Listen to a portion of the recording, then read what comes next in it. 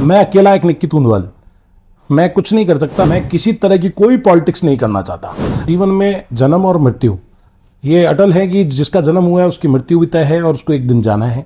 नशा है ना, इस पे कैसे रोक लगाई जा सकती है, नशे को कैसे रोका जा सकता है। आज हर यूथ, मैं समझता हूं कि मुझे बोलना अच्छा नहीं लगता मगर मैं फिर भी आज कह रहा हूं कि ये एमडी है ना, नशीले पदार्थ बहुत सारे ऐसे नशीले पदार्थ हैं जिनका सेवन कर रहे हैं, उनको ये पता नहीं है, उनको मतलब उनको अपनी लाइफ का पता नहीं है कि वो किस दिशा में जा रहे हैं। वो ऐसी समस्याएं हैं जिन पर काम होना चाहिए और स्टेट गवर्नमेंट को अच्छा एक्शन लेते हुए इस पे कुछ ना कुछ कड़क और मतलब कानून लाना चाहिए। हम अजमेर शहर के बीच में रह रहे हैं और मेरा ये समझना है चित्तौड़, नसीराबाद, अपने बाईपास, ये जो मेन हाईवे हैं, यहाँ से पता नहीं क्यों इतना मतलब गौ तस्करी करते हैं। और एक तरफ हम सभी लोग गौ माता को एक माँ के रूप में मानते हैं, बट ऐसे लोगों पर जो भी संगठन और जो भी सामाजिक तौर पर युवा शक्ति काम कर रही है, मैं उनको धन्यवाद देता हूँ। लाइट पानी के साथ साथ नेटवर्क तक नहीं पहुंच पा रहे हैं, वहां पे 13 घंटे तक लाइट नहीं आ पा रही है। वो वहां पे वो कहीं ना कहीं समस्या है, सरकार ध्यान केंद्रित क्यों नहीं कर पा रही है?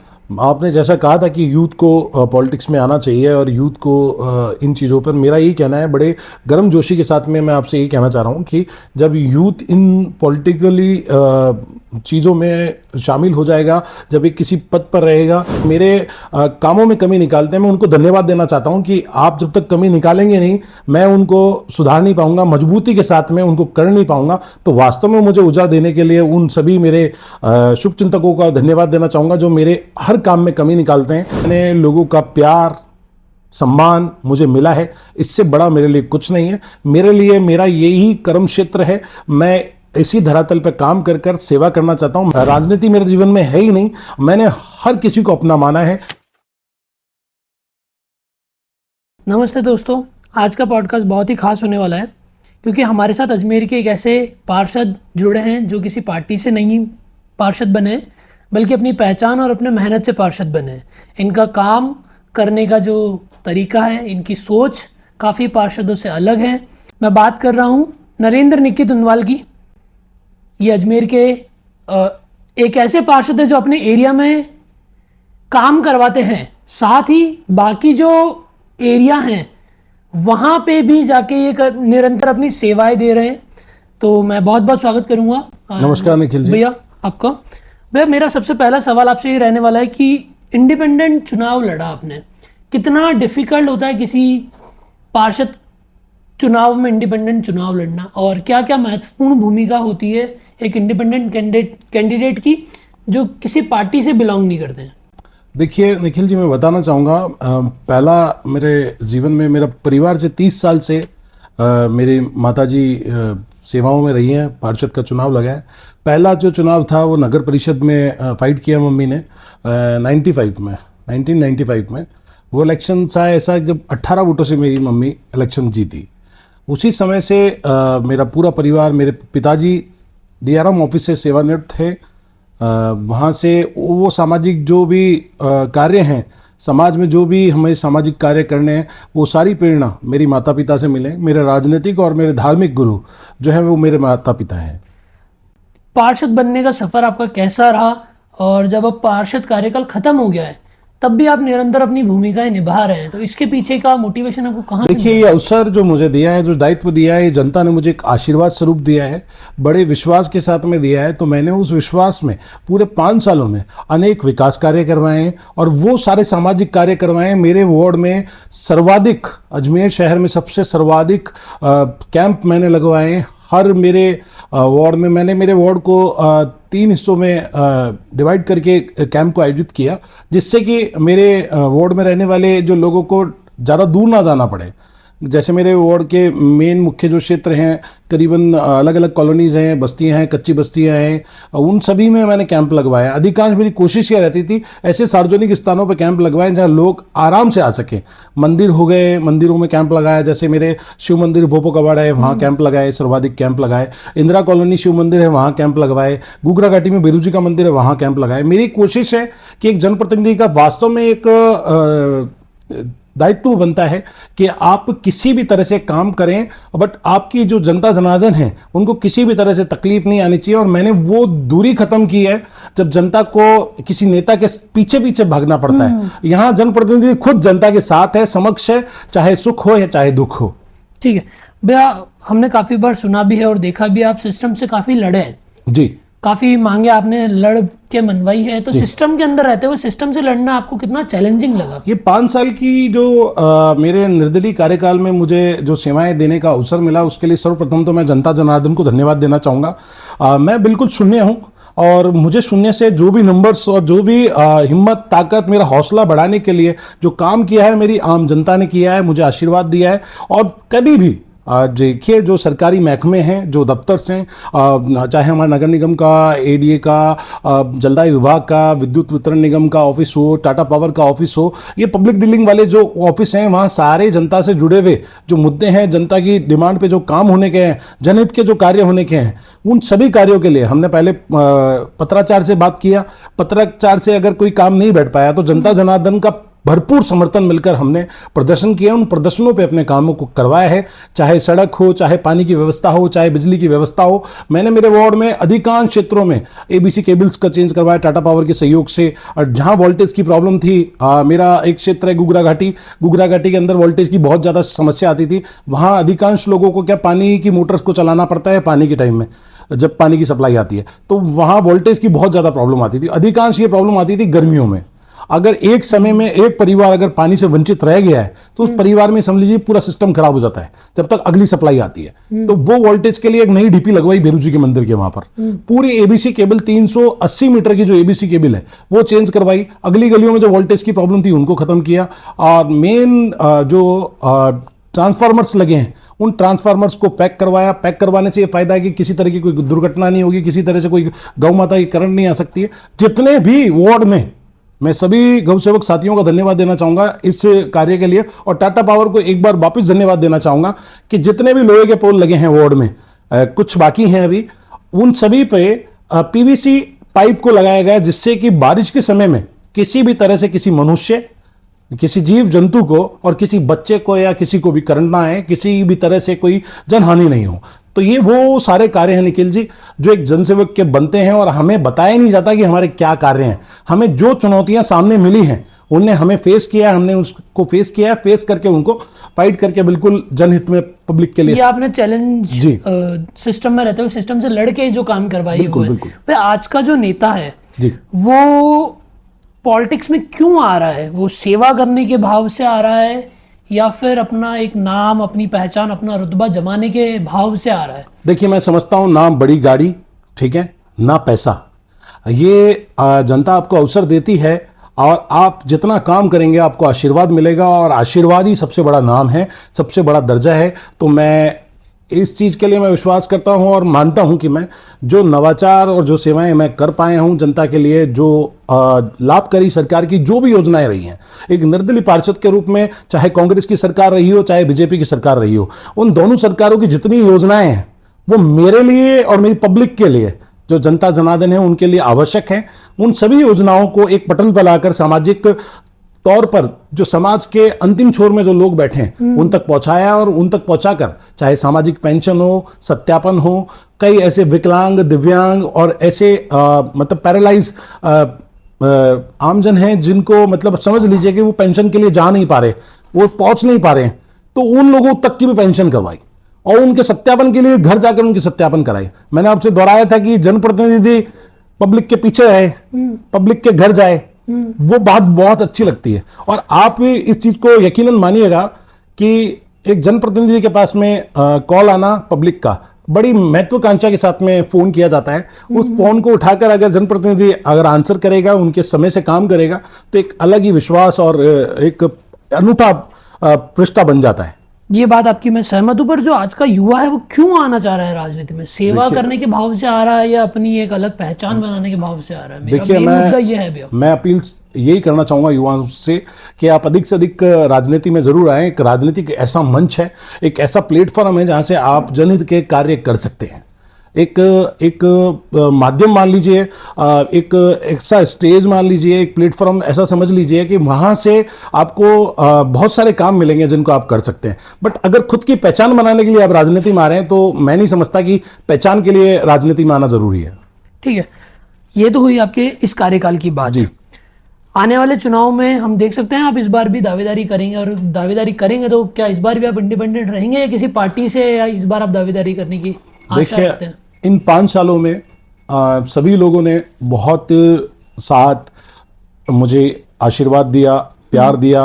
उनकी बदौलत मैं बहुत सारे विकास कार्य कर पाया हूँ, चाहे नालों का निर्माण हो, सड़कों का निर्माण हो, नालियों का निर्माण हो, सार्वजनिक स्नानघरों का निर्माण हो, और अपने सीवरेज लाइन का निर्माण हो, और ये सभी कार्य, ये एक जनप्रतिनिधि का दायित्व है और वो करना चाहिए। जितना हमें हमारे नगर निगम परिवार से बजट मिला और जो भी सरकार की योजनाओं के तहत, चाहे मुख्यमंत्री बजट घोषणा की सड़कें हों, चाहे कोई भी बजट हो, उससे हमने काम कराया जनहित का। बट मेरा ये समझना है कि अगर वास्तव में मैंने 5 साल मेरी जनता की सेवा की है और सच में उनके लिए समर्पित रहा हूं, तो जनता अगर चाहेगी, जनता जनादेश देगी मुझे कि मुझे चुनाव लड़ना है, तो अवश्य मैं चुनाव लड़ूंगा। जनता के जनादेश का इंतजार करूंगा। भाई आज के टाइम में हम राजस्थान का एक ट्रेंड देख रहे हैं जी। वहां पे युवा जितना राजनीति में आ रहा है, उतना ही एक युवा शक्ति जो है वो किसी पार्टी को समर्थन नहीं दे रही है, वो पर्टिकुलर इंसान को देखते हुए समर्थन दे रही है। तो आपका इस पे क्या मानना है? देखिए, एक जनप्रतिनिधि अगर छोटे लेवल पे समझा जाए तो एक सरपंच और एक पार्षद एक छोटे लेवल का इलेक्शन है। एक विधायक जो है बहुत सारे वार्डों से, और एक विधानसभा का इलेक्शन है। एक सांसद जो चुना जाता है वो एक बहुत लोकसभा का इलेक्शन है। तो इसमें पार्टी जरूर देखी जाती है, बट मेरा ये समझना है कि व्यक्तिगत रूप से आपके लिए इजी कॉल पर उपलब्ध रहने वाला व्यक्ति पब्लिक के लिए पार्टी से पहले वो आवश्यक है। तो पब्लिक का सोचना और समझना है मेरी नज़रों में। पब्लिक भी क्या मानती है और क्या चाहती है कि मैं फील्ड में घूमता हूं, जनता के बीच में जाता हूं, चाहे सुख हो चाहे दुख हो, मैं उनके बीच में उपस्थित रहता हूं। तो जनता का समझना है कि मैं नहीं समझता कि पार्टी इंपॉर्टेंट रहती है। उन्हें कैंडिडेट दिखता है कि कौन हमारे लिए सही समय पर खड़ा रह सकता है, एक फोन पर कौन हाजिर रह सकता है। युवा जो राजनीति में आ रहे हैं या युवा जो पॉलिटिक्स में अपनी कदम बढ़ा रहे हैं जी, क्या स्कोप आप देखते हैं आज युवाओं में? देखिए, मेरा ये समझना है कि युवाओं का राजनीति में आना, उनकी एजुकेशन के साथ साथ में वो एक एनर्जी के साथ में जुड़ते हैं। एनर्जी के साथ में जुड़ने का मतलब रहता है उनमें एक जज्बा, एक जुनून रहता है जो विकास कार्यों को लेकर काम कर सकता है, मुद्दों पर लड़ सकता है, विरोध कर सकता है और अपने क्षेत्र की सारी समस्याओं का निवारण कर सकता है। भैया आज अजमेर नगर निगम जो है जी, किस सबसे बड़ी समस्या का सामना कर रहा है? मेरी नज़रों के सामने जहाँ मैंने कार्यकाल में चैलेंजेस देखे हैं, तो मैं गौ सेवा का कार्य करता हूँ अजमेर शहर में, और ऐसे मेरे कई बहुत सारे गौ सेवक साथी काम कर रहे हैं। गौ सेवक परमो धर्म एक संस्था है, हमारे युवा साथी उसमें बहुत सारे जुड़े हुए हैं। एक कायड़ में भी एक चिकित्सालय बना हुआ है, उनकी टीम भी काम करती है। तो मैं चैलेंजेस देख रहा हूँ कि अजमेर शहर में जो गौवंश सड़कों पर घूम रहा है और एक्सीडेंट उनके हो रहे हैं, उसके बाद में घायल अवस्था में उनको उपचार के लिए व्यवस्था नहीं मिल पाती। नगर निगम में एक पशु एम्बुलेंस जरूर है और वो सफिशिएंट नहीं समझता मैं। तो वहाँ चैलेंजेस ये है कि, और बहुत सारे जो कचरा डिपो बने हुए हैं लोकेलिटी में, जो बड़े बड़े कचरा डिपो हैं मेन चौराहे पे, 6 से 7 वार्डों के बीच में एक बड़ा कचरा डिपो है, वहाँ मुझे बहुत दुख होता है और मैं सच में मुझे लगता है कि मैं उनके लिए कुछ करूँ और करता भी हूँ।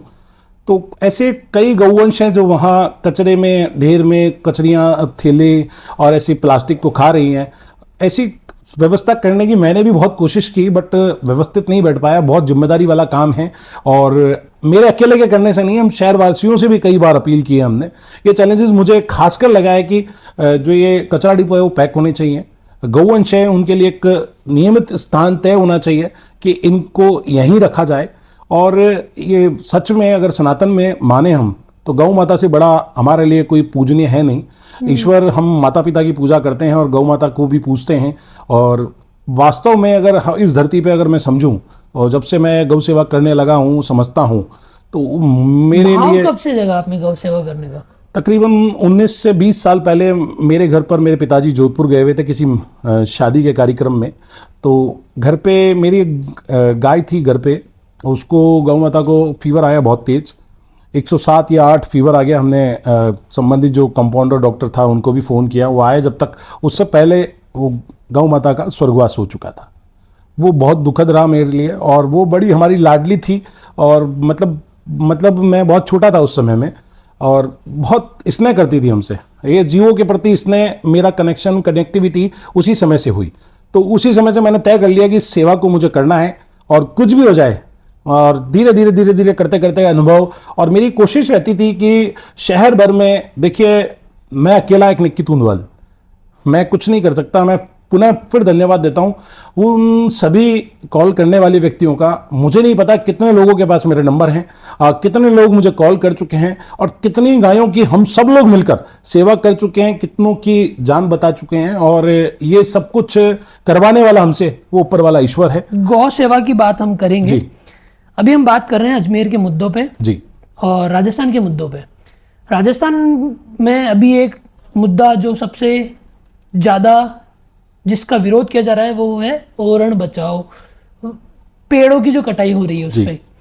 आपका जो एरिया है उसका पीछे का एरिया अगर देखा जाए तो वो वन विभाग क्षेत्र में आता है। जी जी। वहाँ पे क्या कंटिन्यूसली इन बातों का या इन योजनाओं का प्रभाव पड़ा? ओरण का मतलब, मैं हमारे राजस्थान के विधायक श्री रविंदर सिंह भाटी, जिनने ये ओरण बचाओ अभियान प्रारंभ किया है, उनका कहना बिल्कुल सही है कि अगर ओरण हमारी जो वो पारंपरिक जगह नहीं रहेगी, जो भूमि ओरण के लिए ऑथराइज है और जगह है, उसको काटकर हम किसी तरह का कोई प्लांट ऐसा कुछ लगा दें, तो ये जीव जंतु कहाँ जाएंगे? प्राकृतिक जो जलाशय और जिस भी तरह से वो अपना जीवन यापन कर रहे हैं, वो लोग कहाँ जाएंगे? हमारी जो यहाँ की जो सिस्टम और सभी चीज़ों से हम दूर हट जाएंगे। अगर प्राकृतिक के साथ में किसी तरह का भी हम छेड़छाड़ करेंगे तो फिर वो तो हमें भुगतना ही पड़ेगा। आपके एरिया और हमारे एरिया में आपका कहना सही है, वन विभाग का अधिकांश क्षेत्र है, उनमें बहुत ज़्यादा विलायती बम्बूल और जूली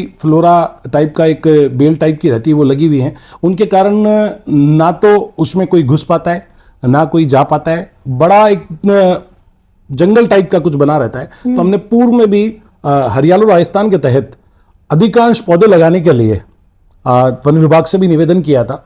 कई ऐसे स्थान हैं जहां पर हमने स्थानीय लोगों के मदद के साथ में और सामाजिक संगठनों के साथ में मिलकर प्लांटेशन प्रोग्राम किया है। बट मैं समझता हूं कि हमारे अकेले के करने से ऐसा नहीं होगा। जब सरकार की स्कीम, योजनाएं और विभाग साथ में सम्मिलित हो जाएगा, तब हम उस प्रोग्राम को अच्छा कर पाएंगे। और विलायती बम्बूल जो लगे हैं, उनकी जगह पर अगर नीम, खेजड़ी, पीपल, बर्ड, इस तरह के पेड़ लगाए जाएं, तो कम से कम मैं समझता हूँ पर्यावरण को हम हरा भरा बना पाएंगे और आसपास के वातावरण को शुद्ध कर पाएंगे। ठीक है। क्या आपको भी लगता है सरकारी योजनाएं जो सरकार ला रही है वो कागजों तक ही सीमित रह रही है, ये ग्राउंड लेवल पर वो नहीं आ पा रही है? आप इसमें कितना मानते हैं? मेरा ये समझना है, समाचार पत्रों के माध्यम से हर आदमी समाचार पत्र नहीं पढ़ सकता। हर आदमी जो बड़े बड़े होर्डिंग्स लगे हैं उनको नहीं देख पाता। और मैं सामाजिक तौर पर समझूं तो समाज के उस अंतिम छोर पर जो लोग बैठे हैं, जो सुबह जाते हैं मजदूरी पे, शाम को आते हैं, उनको अगर कोई कह देता है कि ये योजना चल रही है, तो उनके लिए एक भाव जरूर पैदा होता है कि हम उस योजना का लाभ मिल जाएगा क्या, मैं कहाँ जाऊं, मैं कहाँ आऊं। तो इस दौर को, इस फासले को मैंने खत्म तकरीबन किया है। जो लोगों ने मुझसे योजनाओं के बारे में जानने की कोशिश की है, चाहे कोई भी सरकारी योजना हो, डिटेल से बचाकर हमने कोशिश की है कि उसका कैंप सरकार, हमारे नगर निगम परिवार से, कलेक्ट्रेट से, कहीं से भी मिलकर उन कैंप्स को हम हमारे वार्ड में लेकर आ जाए। वार्ड में लाने का मतलब है हमारा जो भी वार्ड का नागरिक है, जनता जनार्दन है, उनको 5 किलोमीटर 3 किलोमीटर जाना नहीं पड़ेगा, समय कम लगेगा। सारी फॉर्मेलिटीज के साथ में मैं सोशल मीडिया एक बहुत अच्छा प्लेटफॉर्म है। पीआर आप कितनी मानते हैं? देखिए कि मैं समझता हूं कि कभी भी मुझे कोई कैंप लगाना है, कोई भी इवेंट करना है, मान लीजिए सामाजिक इवेंट है, धार्मिक इवेंट है, या कोई भी ऐसी सरकार की योजना है, ऐसा कोई भी आयोजन करना है, तो मैं एक दिन पहले वीडियो शूट करके, मेरी सोशल मीडिया टीम जो है उनका भी धन्यवाद मैं आपके चैनल के माध्यम से दे रहा हूं कि देखिए कहीं ना कहीं हम एक कड़ी से कड़ी मिलकर मजबूत बने हैं। और ये सरकार की योजनाएं पहुंचाने का हम सभी जनप्रतिनिधियों का एक कर्तव्य है। बट मेरा समझता हूं सरकार की जो योजनाएं आती हैं, इनके लिए सभी जनप्रतिनिधियों को पाबंद किया जाए, उनकी ड्यूटी लगाई जाए, साथ में सरकारी कर्मचारियों को भी इसमें सम्मिलित किया जाए और उनको बैठाया जाए, उनकी मॉनिटरिंग की जाए, एसडीएम लेवल पर एडीएम सिटी लेवल पर उन पे एक नोडल अधिकारी लगाया जाए कि इस कार्य में कितना क्या आपने पॉजिटिव वर्क किया है, कितना ग्राउंड लेवल पर काम किया है, इसकी भी ऑडिट और चेकिंग होनी चाहिए। ठीक है, आप इंडिपेंडेंट है जी। तो बीजेपी के काल में जो योजनाएं आई वो सबसे ज़्यादा अच्छी है, या जो कांग्रेस के काल में जो योजनाएं कांग्रेस सरकार लाई थी वो सबसे ज़्यादा जनता के लिए सर्वप्रिय थी? कौन सी योजना आपके हिसाब से सबसे बेहतर रही आज तक? देखिए, मेरा ये समझना है, और एक जनप्रतिनिधि, मैं छोटे लेवल पे एक बहुत छोटा जनप्रतिनिधि हूं, तो मैं एक मेरी खुद की सोच बता रहा हूं। सरकार कोई भी आए, योजनाएं आए, जो भी योजनाएं अच्छी हैं और जिनका सच में उन लोगों को फायदा मिल रहा है जो वास्तव में उसके लिए लायक है, कोई भी सरकार आए बस उस योजनाओं को बंद ना करें। चाहे चिकित्सा के क्षेत्र में हो, चाहे राशन वितरण के प्रणाली के क्षेत्र में हो, उनको बंद करने से ये समझिएगा कहीं ना कहीं वो उस लोगों को हानि पहुंचती है कि वो उस योजना से वंचित रह जाते हैं। बहुत सारे ऐसे नए नियम कायदे निकाले गए हैं जिसमें कई ऐसे परिवारों को राशन से वंचित कर दिया गया। तो जिनका मान लीजिए वेरिफिकेशन नहीं हो पाया है, परिवार का कोई सदस्य बाहर है, आधार कार्ड वेरीफाई नहीं हो पाया है, तो उनको राशन कार्ड से वंचित कर दिया गया है। और कोई व्यक्ति अगर 10,000 रुपये महीने से ज़्यादा जिसकी इनकम है, आज कोई ऐसा परिवार में समझता नहीं हूँ कि इस दौर में अच्छे स्कूल में बच्चों को भेज भी दें। आप सरकारी स्कूल में भी बच्चे पढ़ रहे हैं, मगर अच्छे स्कूल में हर माता पिता चाहते हैं कि उसका बच्चा एक अच्छे स्कूल में पढ़े, बट प्राइवेट स्कूल में भेजने के लिए उनके पास फीस नहीं रहती, गवर्नमेंट स्कूल में ही भेजते हैं। तो कहीं ना कहीं खर्चा तो है ही है, और गवर्नमेंट स्कूल में जाने वाला बच्चा भी माता पिता सोचते हैं कि उसको ट्यूशन भेज दिया जाए। ऐसा आदमी अगर 10,000 रुपये कमा रहा है, और 10,000 रुपये कमा कर अगर वो उस श्रेणी में नहीं आ रहा है, तो उसका अगर राशन बंद हो जाता है, उसको गेहूं मिलना बंद हो जाता है, 5 सदस्य हैं तो 25 किलो गेहूं बंद होने का मतलब उसको कहीं ना कहीं सरकारी योजनाओं का उसको लाभ नहीं मिल पा रहा है। और सबसे अच्छी योजना मैं मानता हूं कि चिकित्सा के क्षेत्र में जो योजना थी चिरंजीवी योजना, उस योजना को सरकार को कंटिन्यू रखने का था। उसमें आप समझिएगा कि इस दौर में कैंसर जैसी एक गंभीर बहुत बीमारी है जिसके लिए लोग परेशान हो जाते हैं, और अपने को बचाने के लिए अपना जो आदमी होता है परिवार का, वो घर गहना हर तरह से हर चीज को बेचने के लिए उतारू हो जाता है कि मेरा परिवार का सदस्य किसी भी तरह से बच जाए। मगर कैंसर एक ऐसी बीमारी है, वो मुझे और आपको सबको पता है कि किस कारण से क्यों हो पा रही है, कि प्लास्टिक हमारा जीवन छोड़ नहीं रही है, जो थड़ियों पर हम लोग चायों का सेवन कर रहे हैं, ठीक है। और यूथ, मैं सबसे ज्यादा समझता हूं कि नशे के पीछे जो दीवाना हो रखा है हमारा यूथ, नशे से कुछ मिलता नहीं है। हमारे माता पिता बहुत मुश्किल से हमें पाल रहे हैं, और हम हमारे बच्चों को किस तरह से पाल रहे हैं, हमारे दादा दादी किस उम्र तक जिंदा रहे हैं, हमारे माता पिता की उम्र क्या रही है और हमारी उम्र क्या रहेगी, ये निखिल जी कहीं ना कहीं तो डिफरेंस आ ही रहा है। और अभी के टाइम में ऐसी कौन सी योजना है जो आपको सबसे बढ़िया लग रही है? अभी जो अंडररेटेड है, पर योजना अच्छी है पर अंडररेटेड है, शायद उसकी इतनी मार्केटिंग नहीं हो पाई या उसकी इतनी पीआर नहीं हो पाई। देखिए, मैं समझता हूं पेंशनरों का जो बीजेपी गवर्नमेंट ने पेंशनरों की जो उसको सीमा बढ़ाई है, पेंशन की जो अमाउंट को बढ़ाया है, एक वो बढ़िया रहा है कि जो बुजुर्ग है उनके पास खर्चे के लिए, उनके घर पे अगर कोई बच्चा या कोई बहू बेटी आती है तो उसको जेब से देने के लिए माँ के पास में अगर खुशी से माँ अगर 100 का नोट भी निकाल के दे देती है ना, तो लेने वाले बच्ची को भी बहुत अच्छा लगता है, और उसको लगता है कि मेरे को फिक्स है कि हाँ मेरे पास में महीने में इस तारीख को पैसा आने वाला है। तो ये योजना मैं अच्छी समझता हूं, बट इसके लिए भी सत्यापन और ऐसी चीजों को बहुत आसान चीजों में कर देना चाहिए। कई ऐसे बुजुर्ग हैं जिनके फिंगरप्रिंट नहीं आ रहे हैं, बायोमेट्रिक नहीं आ पा रहे हैं, जिनको काला पानी ऐसी शिकायत है, उनका बायोमेट्रिक भी नहीं हो पा रहा है और ना रेटिना से कर पा रहे हैं। हाँ, तो इसके लिए मैं समझता हूं कि मैंने पहले भी आपसे कहा था, कोई भी सरकारी योजना हो, जनप्रतिनिधियों को भी दायित्व दिया जाए कि आपको समझना है और समझना है, उस कैंप को संभालना है, और उसके ऊपर किसी ना किसी नोडल अधिकारी को लगाना चाहिए। ठीक है, पढ़ाई, सड़क, बेरोजगारी और सफाई, राजस्थान का सबसे बड़ा ये 4 ही मुद्दा है जो चल रहा है। चाहे आप किसी भी क्षेत्र में देख लीजिए, इस 4 मुद्दे के अलावा आपको ऐसी कौन सी समस्या है जो सबसे ज्यादा विचलित करती है, आपका मन विचलित करती है? कि ये 2 ऐसी समस्याएं हैं जिन पर काम होना चाहिए, और स्टेट गवर्नमेंट को अच्छा एक्शन लेते हुए इस पे कुछ ना कुछ कड़क और मतलब कानून लाना चाहिए। एक तो खनन, जिस तरह से कुछ दिन पहले अरावली बचाओ सभी ने हमारे पूरा राजस्थान में पहल की, और माननीय कोर्ट ने भी इस पे रोक लगाई है अभी, और खनन पे जो लीज पे चल रही हैं और बिना लीज के भी बहुत सारी ऐसी खुदाई की जो खनन की प्रक्रिया चल रही है उस पर रोक लगाना चाहिए। सबसे महत्वपूर्ण जो है जिस पर कार्रवाई होनी चाहिए, सभी सरकारें अपना काम करती हैं, शिक्षा पे काम कर रही हैं, सफाई पे काम कर रही है, चिकित्सा पे काम कर रही हैं, बट जो नशा है ना, इस पे कैसे रोक लगाई जा सकती है, नशे को कैसे रोका जा सकता है। आज हर यूथ, मैं समझता हूं कि मुझे बोलना अच्छा नहीं लगता मगर मैं फिर भी आज कह रहा हूं कि ये एमडी, है ना, नशीले पदार्थ बहुत सारे ऐसे नशीले पदार्थ हैं जिनका सेवन कर रहे हैं, उनको ये पता नहीं है, उनको मतलब उनको अपनी लाइफ का पता नहीं है कि वो किस दिशा में जा रहे हैं। एक तो इसको बनाने के लिए आप क्या सुझाव देना चाहेंगे कि मतलब अगर इसको रोकथाम की जाए तो इसको रोकने के लिए क्या क्या पहल कर सकते हैं नॉर्मल पार्षद, क्योंकि कहीं ना कहीं हमें एक यूथ टीम का गठन करना चाहिए, उसके साथ में प्रशासन और पुलिस का संयुक्त एक संगठन बनाकर एक सेमिनार्स करने चाहिए स्कूल्स में, कॉलेज में और ऐसे सार्वजनिक स्थानों पर जहां लोगों को हम जागरूक कर सकें। नशा मुक्ति केंद्र में उन लोगों को भिजवाना चाहिए जिनकी आदत हो गई है, जो एक तो बहुत आदी हो चुके हैं उस नशे के, जिनसे उनके परिवार वाले भी परेशान हैं बच्चों से, मगर उन बच्चों की गलती नहीं है, वो बच्चे इस तरह से ऐसे भंवर में फंस चुके हैं वो निकल भी नहीं सकते।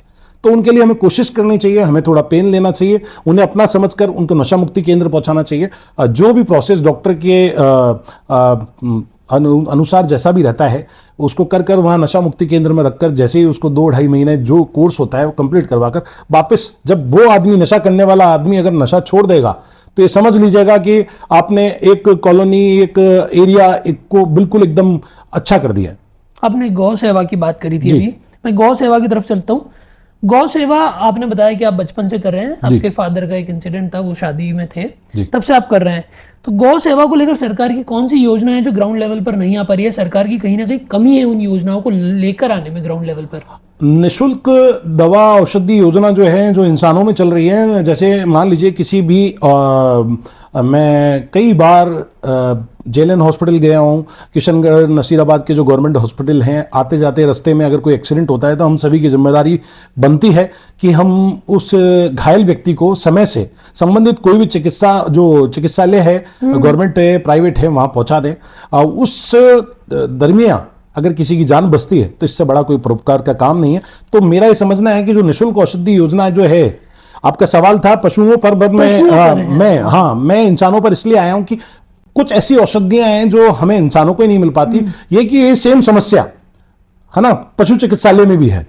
मैं कई बार पशु चिकित्सालय में जाता हूं, वहां पर मुझे दिक्कत नजर आती है कि बहुत सारी ऐसी मेडिसिन है, बहुत सारे ऐसे इंजेक्शन हैं जो बाहर से मंगाने पड़ते हैं। हाँ जी, तो वो नहीं होना चाहिए। सरकार अगर किसी भी चीज को अगर हाई स्टेज पर कर रही है तो उसको करना चाहिए।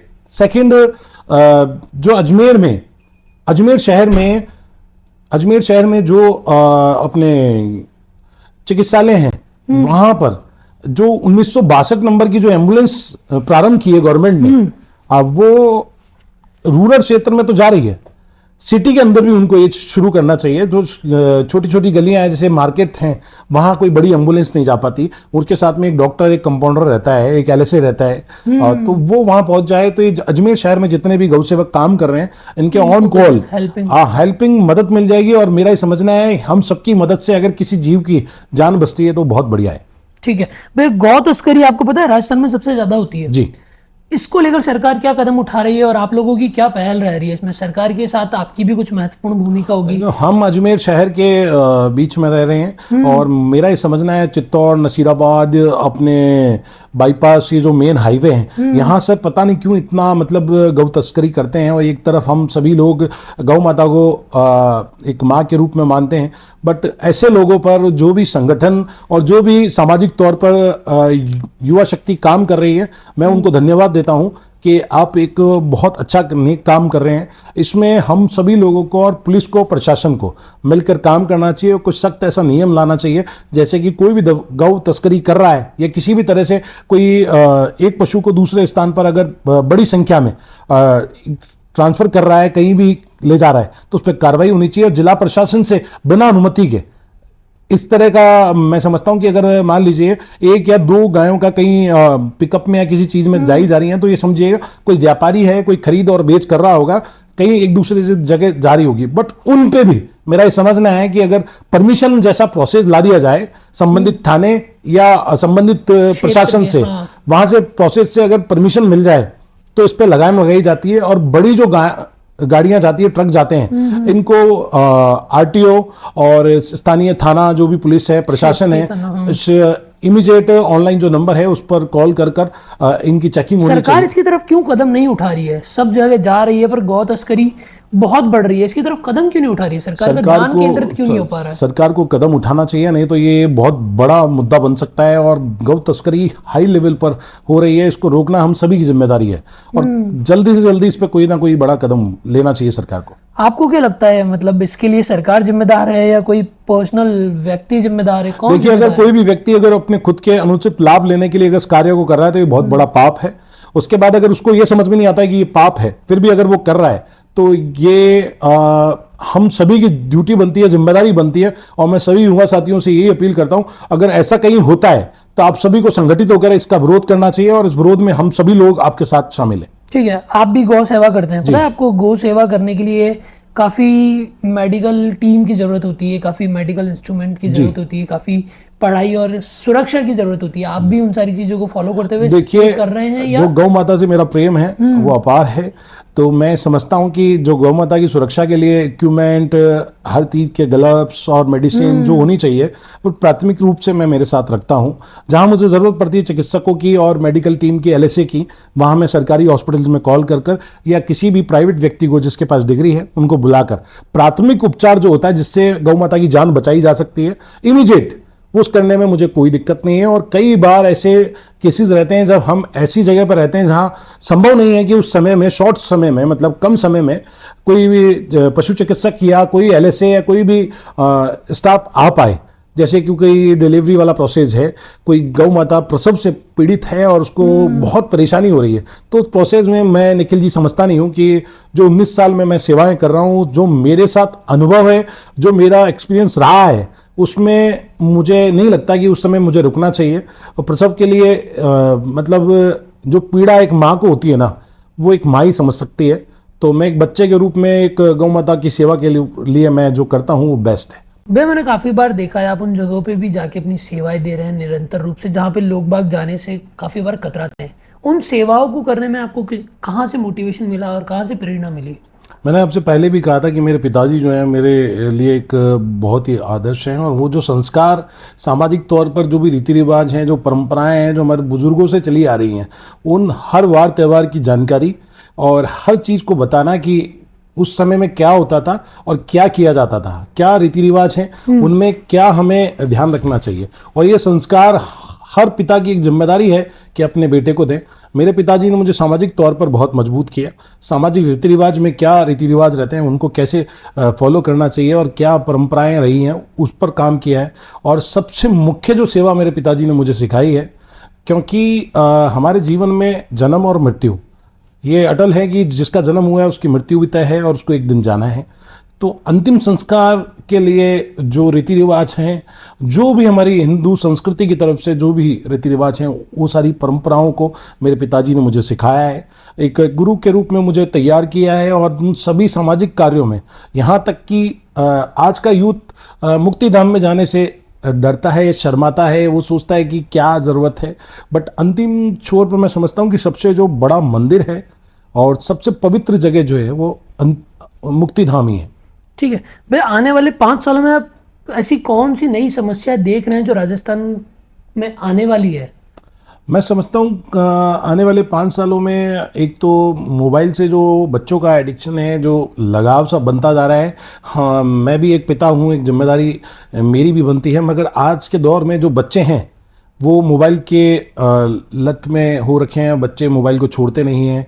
और वास्तव में, और दूसरी जो सबसे बड़ी समस्या है जो मैंने आपको पहले भी बताई, जो ये नशे में जो यूथ फंसता जा रहा है और भंवर में ऐसा फंसता जा रहा है कि वो निकल ही नहीं पाएगा। और ये सबसे बड़ा चैलेंज रहेगा हमारे लिए। ठीक है, आपने मोबाइल की बात करी तो ये टेक्नोलॉजी का युग आ रहा है। जी, टेक्नोलॉजी और सोशल मीडिया जो है वो समाज को सुधारने में कितनी एक महत्वपूर्ण भूमिका निभा रहा है। मैं समझता हूँ कम से कम 80% तक की जो महत्वपूर्ण भूमिका है सोशल मीडिया हमें अवेयर करने के लिए। छोटे से छोटे न्यूज़पेपर में कोई चीज़ मान लीजिए जो प्रिंट मीडिया है उसमें दूसरे दिन हमें मिलेगी, और इमीडिएट कोई घटना या कोई भी ऐसी बड़ी चीज़ अनहोनी या कोई भी बड़ी उपलब्धि हमारे लिए है तो सोशल मीडिया में तुरंत आ जाती है। तो हमें ये पता रहता है कि जागरूकता रहती है कि ये चीज़ घट चुकी है, ये चीज़ व्यवस्थित हो चुकी है, ये योजना आने वाली है, या कोई भी चीज़ है सोशल मीडिया से रहती है। बट जो अफवाहें और जो गलत मैसेजेस हैं वो 20% मैं समझता हूँ कि वो गलत है। जो गांव और शहरों के बीच में जो गैप बढ़ रहा है, ये कहीं ना कहीं एक टेक्नोलॉजी का गैप आ रहा है या फिर इनके बीच में समस्या क्या आ रही है इतनी? देखिए, जो शहर में लोग, पुराने लोग जो शहरों में रह रहे थे, जो पुराने टाइम से शहरों में रह रहे थे, वो शांति चाहते हैं और मतलब एक साफ सुथरा वातावरण चाहते हैं। क्योंकि शहर के अंदर जो ट्रैफिक, बड़ी बड़ी होटल्स, बड़े बड़े मॉल्स इस तरह के बन चुके हैं, बहुत ज़्यादा विकसित हो चुका है शहर, और शहर बढ़ता जा रहा है, तो लोग गाँव की तरफ जाना चाह रहे हैं। नहीं, पर हम देख रहे हैं कि जो गांव में अभी जो लोग रह रहे हैं उनके बीच में और शहरों में रहने वालों के बीच में गैप है। वो शायद आप मेंटेलिटी गैप बोल सकते हैं, परवरिश गैप बोल सकते हैं, या फिर टेक्नोलॉजी गैप बोल सकते हैं। ये इतना बढ़ क्यों गया है? निखिल जी, अब मुझे आप ऐसा कह रहे हैं, बट मुझे लगता नहीं कि जो शहरों में नहीं है उससे ज़्यादा आप गाँव में हैं। गाँव के पर अगर मैं काफी गाँव की बात करूँ तो टेक्नोलॉजी वहां तक अभी पहुंची नहीं है। काफी गाँव, राजस्थान के काफी ऐसे गाँव में मैं खुद जाके आया हूँ, नेटवर्क तक की नहीं है। लाइट पानी तो बहुत दूर की बात है, वो भी मतलब अपन देखें तो लाइट पानी के साथ साथ नेटवर्क तक नहीं पहुंच पा रहे हैं। वहां पे 13 घंटे तक लाइट नहीं आ पा रही है। वो वहां पे वो कहीं ना कहीं समस्या है, सरकार ध्यान केंद्रित क्यों नहीं कर पा रही है? आपने जैसा कहा था कि यूथ को पॉलिटिक्स में आना चाहिए और यूथ को इन चीज़ों पर, मेरा यही कहना है, बड़े गर्म जोशी के साथ में मैं आपसे यही कहना चाह रहा हूँ कि जब यूथ इन पॉलिटिकली चीज़ों में शामिल हो जाएगा, जब एक किसी पद पर रहेगा, तो इन सारे मुद्दों पर अगर आवाज़ उठाई जाए और इनको मजबूती से रखा जाए तो ये सारी समस्याओं का निवारण हो सकता है। और जो आपने कहा है कि नेटवर्क नहीं मिल पाते, वहाँ लाइट नहीं रहती, तो उनको कहीं ना कहीं इन चीज़ों की कमी तो अखड़ती होगी गाँव वालों को कि वहाँ उनको सारी चीज़ें मिल नहीं पा रही है। समय से पानी नहीं मिल पा रहा, समय से बिजली नहीं मिल पा रही, समय से नेटवर्क नहीं मिल पा रहे, अपनों से बात नहीं हो पा रही है, शहरों से उनकी कनेक्टिविटी बहुत ज़्यादा दूर है। ये गैप तो मैं मानता हूँ आपकी बात को। ठीक है, इसके लिए सरकार को भी और हम सभी लोगों को मिलकर कुछ ना कुछ करना चाहिए। ठीक है भैया, आप इतने हमेशा पॉजिटिव रहते हैं, पॉजिटिव एनर्जी लेकर कहाँ से आ रहे हैं? क्योंकि 40 मिनट मेरे को हो गए आपसे बात करते हुए, इससे पहले भी अपनी ऑफ कैमरा बात हुई थी, काफी पॉजिटिव एनर्जी आप में एक दिखती है। ये ऊर्जा आप लेकर कहाँ से आ रहे हैं? इतनी भागदौड़ भी चल रही है आपके जीवन में, उस भागदौड़ के साथ साथ आप ये सारी चीजें मैनेज भी कैसे कर पा रहे हैं? मेरा एक पर्सनल सवाल है आपसे। मैं एक जनसेवक के रूप में काम कर रहा हूं और मुझे पता है कि मुझे जो भी योजनाएं हैं और जो भी चीज़ें हैं मेरी आम जनता तक पहुंचानी है। मेरे लिए वो सभी लोग मेरे अपने हैं और वो सभी लोगों को मुझे उन योजनाओं का लाभ पहुंचाना है, मेरी दायित्व की बात है। तो मैं ये समझता हूं कि मुझे जो वास्तव में एनर्जी देने वाले जो लोग हैं, जो मेरी चीज़ों में कमी निकालते हैं, मेरे कामों में कमी निकालते हैं, मैं उनको धन्यवाद देना चाहता हूं कि आप जब तक कमी निकालेंगे नहीं, मैं उनको सुधार नहीं पाऊंगा, मजबूती के साथ में उनको कर नहीं पाऊंगा। तो वास्तव में मुझे ऊर्जा देने के लिए उन सभी मेरे शुभ चिंतकों का धन्यवाद देना चाहूँगा जो मेरे हर काम में कमी निकालते हैं और मुझे ऊर्जा देते हैं। ठीक है, मेरा पॉडकास्ट का आखिरी सवाल भी आपसे रहने वाला है। आपके जीवन का एक कोर मोटिव है, तो कोर मोटिव आपका क्या है? राजनीति करना या सेवा करना? मेरा सोचना और समझना सिर्फ और सिर्फ सेवा है। राजनीति करने के लिए ना तो मैं जनप्रतिनिधि बना हूं, जनता ने मुझे इंडिपेंडेंट अगर चयन किया है मेरा, तो मेरी ड्यूटी बनती है। मैंने आपसे यही कहना चाहूँगा कि कई लोग राज्य सेवाओं में जाते हैं, कई केंद्र सेवाओं में जाते हैं, कई लोग पैकेज को अपने एजुकेशन के माध्यम से हासिल करते हैं। जो मैंने प्राप्त किया मेरे जीवन में एक जनप्रतिनिधि के रूप में काम करते हुए, जो मैंने लोगों का प्यार, सम्मान मुझे मिला है, इससे बड़ा मेरे लिए कुछ नहीं है। मेरे लिए मेरा यही कर्म क्षेत्र है। मैं इसी धरातल पर काम कर कर सेवा करना चाहता हूं। मैं किसी तरह की कोई पॉलिटिक्स नहीं करना चाहता। राजनीति मेरे जीवन में है ही नहीं। मैंने हर किसी को अपना माना है और मेरी मतलब मैं बता रहा हूं आपसे कि कई ऐसे कैंप हमने किए हैं और पूरे इन 5 सालों में मैंने जन्म, मृत्यु, विवाह, मतलब मुझे गिनती खुद को नहीं पता कि कितने हम लोग बना चुके हैं। मैं घर जाकर फॉर्म भरता हूं और घर जाकर हमारे नगर निगम में आवेदन कर उनको घर तक पहुंचाता हूं। तो ये करने से मैं आपसे कह रहा था ना कि वो फासले जो होते हैं एक जनप्रतिनिधि के और एक आम जनता के बीच में, वो खत्म होते हैं और कहीं ना कहीं एक ऐसा कनेक्टिविटी बन जाती है कि एक परिवार का सदस्य के रूप में काम कर रहे हैं हम। और मेरा समझना ये है कि जहां आपको जनता ने आपको एक दायित्व दिया है, एक जनप्रतिनिधि के रूप में आपको चुना है, तो आपकी फर्स्ट एंड फर्स्ट यही ड्यूटी बनती है कि उनको हर तरह से आप वो सरकार की योजनाएं, छोटी छोटी जो नगरीय योजनाएं हैं, हर तरह का उनका काम मैंने आज तक जितने भी कॉल मेरे पास आए मैंने सबको कॉल अटेंड किए हैं और उनका प्राथमिक तौर पर संबंधित विभाग को जो भी अधिकारी हैं, जो भी विभाग के अधिकारी हैं, उनसे बात कर कर उसका समाधान किया है। साथ में सील और साइन करने के लिए लोगों को ये नहीं करना पड़ा कि आपको वहां आना पड़ेगा या जाना पड़ेगा। जहां मैं इजी रहा, जहां मैं उपस्थित हूं, हर तरह हाजिर रहा हूं। इन 5 सालों में मैंने अपना किसी तरह का कोई ऑफिस नहीं बनाया, किसी तरह का कोई एक स्थान नहीं बनाया कि मैं यहाँ बैठूंगा, इस समय तक बैठूंगा। जब भी मैं हाजिर हूँ, कॉल पर हूँ, उपस्थित हूँ सभी के लिए। और मैंने जितनी मैं जनसेवा का कार्य कर सकता हूँ, जितनी मैं सेवा कर सकता था पब्लिक की, कर रहा हूँ और करता रहूंगा। ठीक है भैया, इन सारी चीजों के बीच में आप अपना परिवार कैसे मैनेज कर पाते हैं? देखिए, परिवार की काफी शिकायत रहती है, राइट, वो कैसे मैनेज करते ये हैं? बहुत अच्छा सवाल आपने किया है कि मेरे माता पिता, मेरी धर्मपत्नी, मेरे बच्चे और परिवार की शिकायत रहती है कि आप हमें कम समय दे पाते हो। तो मेरा ये समझना है कि मेरा दायित्व बनता है और ड्यूटी थी कि पूरे वार्ड की सेवा मैं करूं और वार्ड की सेवा करते हुए उनको भी समय देने की ड्यूटी मेरी बनती है। तो जब मैं मैनेज कर लेता हूँ निखिल जी, बहुत सारे ऐसे वैवाहिक कार्यक्रम होते हैं, कई गमी के कार्यक्रम होते हैं जिसमें कोई अंतिम संस्कार का हो गया है, किसी शादी में, किसी भी प्रोग्राम में जाना हो तो हमारा जाने की ड्यूटी बनती है। ओके भैया, अपना कीमती समय देने के लिए धन्यवाद। उम्मीद करते हैं राजा की भविष्य आपका बहुत उज्जवल हो। Thank you.